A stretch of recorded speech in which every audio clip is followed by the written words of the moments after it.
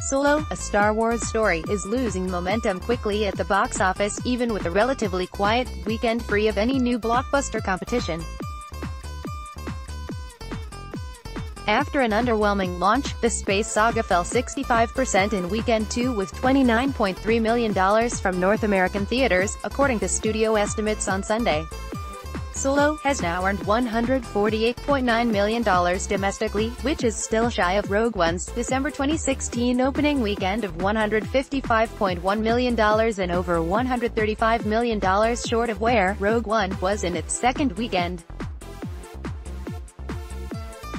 The 65% drop-off is one of the highest in recent Star Wars history, although it is less steep than the second-week fall of the franchise's last film, Star Wars: The Last Jedi, which slid 67.5% in weekend 2 this past December, but that was also after a $220 million debut. Internationally, Solo added $30.3 million, and globally the film has netted $264.2 million. Paul Dergarabedian, the senior media analyst for Comscore, thinks that all the media attention given to Solo's less than impressive opening weekend numbers could have actually negatively affected its second weekend earnings. Box office got conflated with perceived value of the movie and that might have affected its second weekend, Dergarabedian said. Sometimes news of the box office can impact a movie's bottom line. He noted that, in Comscore's audience survey, most of the over 1,000 people polled really liked the movie. Solo's tumble brought it even closer to Deadpool 2, which is now in its third weekend in theaters and still managed to reel in an estimated $23.3 million to take second place. With a domestic total of $254.7 million and a crowded marketplace with both Solo and Avengers: Infinity War surrounding it, Deadpool 2 is still only about $30 million behind where the first film was in its third weekend. Shailene Woodley's Lost at Sea drama, Adrift, fared the best of the three newcomers, which included the horror pick Upgrade, and a Johnny Knoxville comedy, Action Point. Adrift, from STX Entertainment, washed up in third place with $11.5 million, while the others struggled to make a significant impact.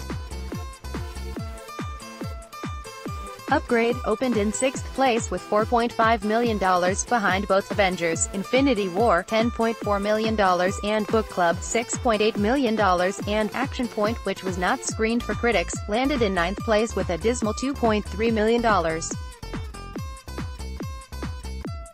This weekend also saw a few smaller studio landmarks for Magnolia Pictures, whose Ruth Bader Ginsburg documentary, RBG, became its highest-grossing film ever with $7.9 million, and Pandalian Films, which scored a similar feat with Overboard, which is now up to $45.5 million.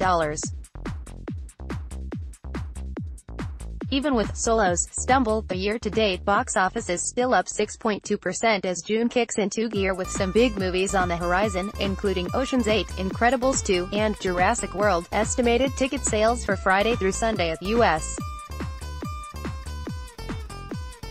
and Canadian theaters, according to Comscore.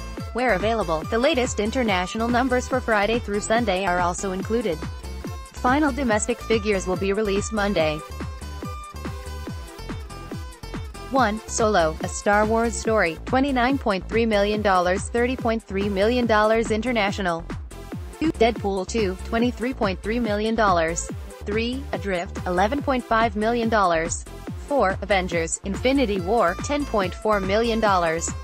5. Book Club, $6.8 million. 6. Upgrade, $4.5 million. 7. Life of the Party, $3.5 million. 8. Breaking In, $2.8 million. 9. Action Point, $2.3 million. 10. Overboard, $2 million.